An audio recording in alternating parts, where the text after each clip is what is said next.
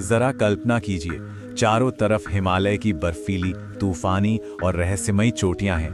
गहरी धुंध और बर्फ के बीच एक ऐसा रहस्य छिपा है जो आज भी विज्ञान और आस्था के बीच एक बहुत बड़ा सवाल बना हुआ है। सोचिए, एक प्रलयंकारी आग जिसे कालाग्नि कहते हैं, उसके गुजरने के बाद भी एक बर्फ की गुफा के अंदर दो साधारण कबूतर कैसे बच गए।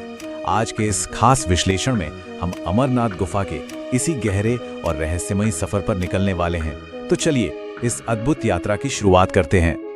अब ये कोई आम सवाल तो है नहीं, है ना? खुद सोचिए, जब भगवान शिव ने पूरी गुफा को प्रलय की अग्नि से जला दिया था, सिर्फ इसलिए ताकि वहां कोई भी जीवित प्राणी ना बचे, तो फिर वो दो कबूतर आज तक वहां जिंदा कैसे हैं? इस अनोखे विरोधाभास का जवाब जानने के लिए हमें समय में थोड़ा पीछे जाना होगा, बहुत पीछे। कहानी शुरू होती है कैलाश पर्वत की उस असीम और दिव्य शांति से। पौराणिक कथाओं के अनुसार एक बार एकांत में बैठी माता पार्वती ने भगवान शिव से एक बहुत ही मासूम लेकिन सच कहूं तो बेहद गहरा सवाल पूछा। उन्होंने शिव जी की चमकती हुई मुंडमाला की ओर इशारा किया और पूछा, हे प्राणनाथ, आप देवों के देव महादेव हैं, आप तो अमर हैं, लेकिन फिर आप अपने गले में ये खोपड़ियों की माला, ये मुंड क्यों पहनते हैं? और भगवान शिव का जो जवाब था ना, वो सच में रोंगटे खड़े कर देने वाला था।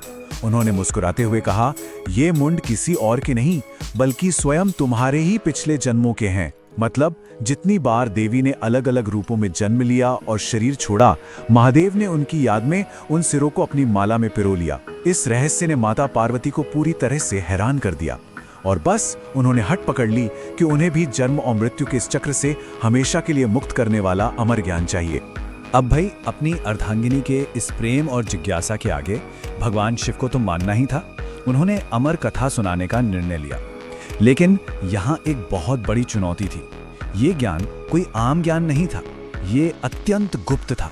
अगर कोई भी दूसरा जीव इसे सुन लेता तो वो भी अमर हो जाता और पूरी सृष्टि का जो संतुलन है वो ही बिगड़ जाता। तो इस परम गोपनीयता को बनाए रखने के लिए शिवजी ने हिमालय की एक बेहद दूर, बर्फ से ढकी और सुनसान गुफा को चुना, जिसे आज हम अमरनाथ गुफा कहते हैं। लेकिन वहां तक पहुंचना इतना आसान नहीं था। ये सिर्फ एक भौगोलिक रास्ता नहीं था, बल्कि त्याग की एक पवित्र यात्रा थी, क्योंकि मोक्ष पाने के लिए सभी सांसारिक मोह छोड़ने ही पड़ते हैं। तो सबसे पहले पहलगाम में शिव जी ने अपने सबसे प्रिय वाहन नंदी को छोड़ा। फिर चंदनवाड़ी में अपने मस्तक से चंद्रमा को उतार दिया, जो चंचल मन का प्रतीक है। आगे चलकर शेषनाग में गले के सर्पों को त्यागा, यानी समय और अहंकार को पीछे छोड़ दिया। महागणेश पर्वत पर तो उन्होंने अपने पुत्र गणेश को भी छोड़ दिया, जो वैरागी की सबसे बड़ी परीक्षा थी। और अंत में पंचतरणी में अपने शरीर को बनाने वाले 5 तत्वों का भी पूरी तरह से त्याग कर दिया।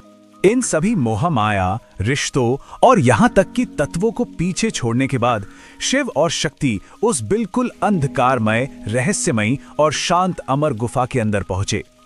वहां पहुंचकर भगवान शिव ने अपनी मृगशाला बिछाई और बिल्कुल शांत, गहरे ध्यान की मुद्रा में बैठ गए। लेकिन रुके, कथा ऐसे ही शुरू नहीं हो सकती थी। पहले पूरी सुरक्षा सुनिश्चित करनी थी। भगवान शिव ने अपनी योग शक्ति से प्रलय की उस विनाशकारी अग्नि को पैदा किया, जिसे कालाग्नि कहा जाता था, और उसे पूरी गुफा में फैला दिया। इसका सिर्फ एक ही मकसद था कि गुफा के कोने कोने में छिपा कोई भी छोटा सा जीव या कीड़ा मकोड़ा जिंदा ना बचे। सृष्टि के सबसे बड़े रहस्य को सुरक्षित रखने का ये आखिरी और सबसे अचूक उपाय था। अब जब सब कुछ पूरी तरह से सुरक्षित हो गया, तब अंततः वो अमर कथा शुरू हुई।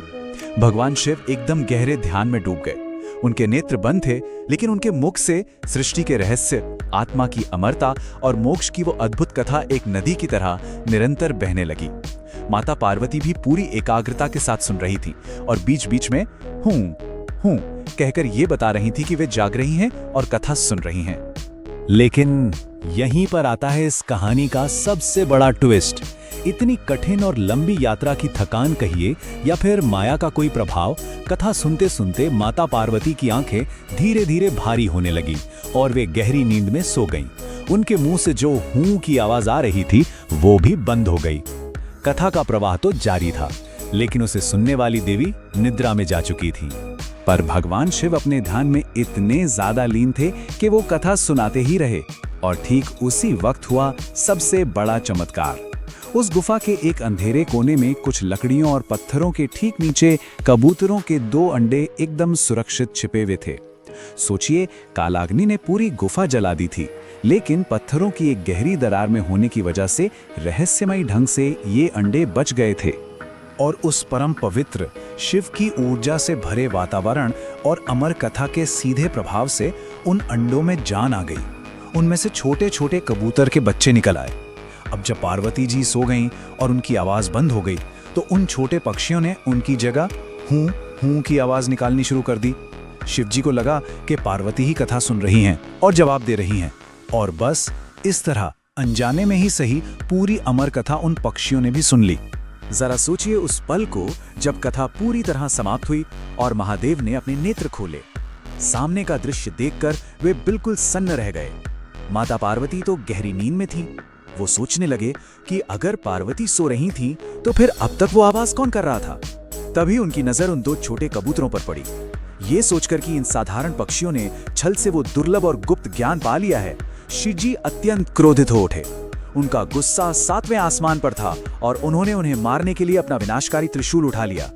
लेकिन इससे पहले कि वो त्रिशूल चलता, उन पक्षियों ने बड़ी ही चतुराई और नम्रता से शिवजी से कहा, प्रभु, हमने सीधे आपके मुख से अमर कथा सुनी है। अगर आज आप हमें मार देंगे तो ये कथा ही झूठी साबित हो जाएगी ना। फिर सृष्टि में आपके वचनों पर कौन विश्वास करेगा। ये बात सुनकर महादेव का वो भयंकर क्रोध एकदम शांत हो गया। उन्होंने अपनी असीम करुणा दिखाई और वरदान दिया, आज से तुम इस गुफा में हमेशा शिव और शक्ति के प्रतीक बनकर रहोगे और तुम अमर रहोगे। और यही कारण है कि उस बर्फीली अमरनाथ गुफा में आज भी उन कबूतरों का वो रहस्यमयी जोड़ा दिखाई देता है। अब पौराणिक कथाओं के इस रहस्यमयी दुनिया से निकलकर जरा आज के आधुनिक नजरिए की ओर आते हैं, क्योंकि यहाँ एक बहुत ही लॉजिकल सवाल खड़ा होता है। अमरनाथ गुफा में बनने वाला बर्फ का ये पवित्र और चमकदार शिवलिंग, क्या ये सच में कोई चमत्कार है या इसके पीछे कोई गहरा विज्ञान है? चलिए, बिना किसी पक्षपात के इन दोनों ही पहलुओं को समझने की कोशिश करते हैं। अगर हम साइंस और जियोलॉजी की बात माने तो ये पूरी गुफा कास्ट टोपोग्राफी का एक बहुत ही शानदार उदाहरण है। अमरनाथ गुफा असल में चूना पत्थर और जिप्सम की चट्टानों से बनी है। होता क्या है कि जब गुफा के ऊपर पहाड़ पर जमी बर्फ पिघलती है तो पानी दरारों से रिसकर बूंद बूंद करके नीचे टपकता है, और क्योंकि वहां की ठंड इतनी ज्यादा होती है, ये पानी तुरंत जमने लगता है। लगातार बूंदों के गिरने और जमने की ये जो प्रोसेस है, वो जमीन से ऊपर की ओर एक बर्फ के खंभे का आकार ले लेती है।